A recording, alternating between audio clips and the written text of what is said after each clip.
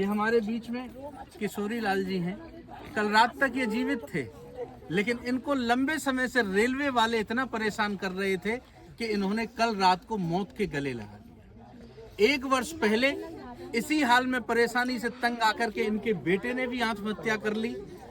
आत्महत्या की क्यों? क्योंकि आप गौर से इस पुल को देखिए, ये रेलवे एक लाइन बिछाने जा रहा है और इस बीच में ये 18 प्लॉट आ रहे हैं।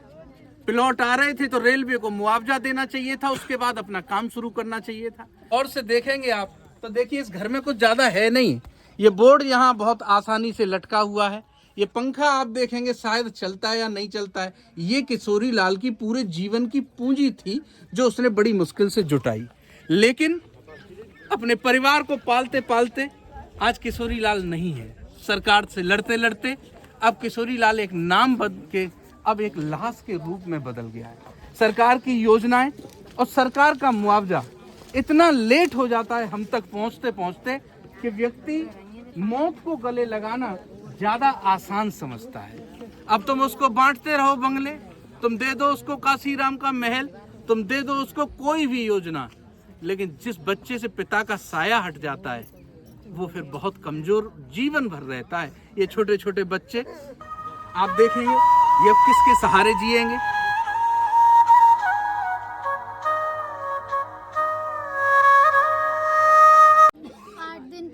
एसडीएम आए थे, उन्होंने बोला कि घर खाली कर दो, अगर नहीं किया तो एयरफोर्स भेजकर तुम्हारा सामान बाहर फेंक दिया जाएगा। फिर बाबा ने कहा जो करा जाए कर लो, चाहे हमें इसमें मरना पड़े पर हम नहीं खाली करेंगे। फिर इसको तोड़ गए सड़क को भी 8 दिन बाद फिर आए, फिर भी यही कहे गए और घर पे कोई नहीं था, हम सब स्कूल गए थे तो ये पीछे से रोड खोद गए घर के सामने से।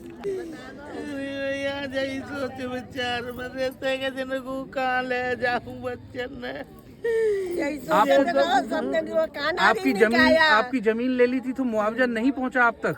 अभी तक नहीं आया है। मेरे सब कोर्ट में कागज जमा हुए, 3 दफे आपत्ति लगाई, इनने सुनाई ना करी, गरीबन की। कैसे एक पुल एक पूरे परिवार के मुखिया को खा गया और आज केवल एक नाम रह गया। इस परिवार में केवल औरतें रह गई हैं, मर्द नाम की कोई चीज नहीं रही, सिर्फ सरकार की कमजोर पैरवी के कारण।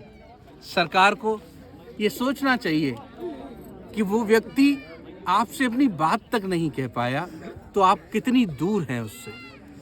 हर बार पुलिस कुछ डंडे भेज देने से न्याय नहीं मिलता है। आपसे निवेदन है इस किशोरी लाल को न्याय मिलना चाहिए। उसका जो मुआवजा बनता है इन 18 प्लॉट वालों को वो मिलना चाहिए। उसके बाद ही रेलवे को अपना कोई काम चालू करना चाहिए।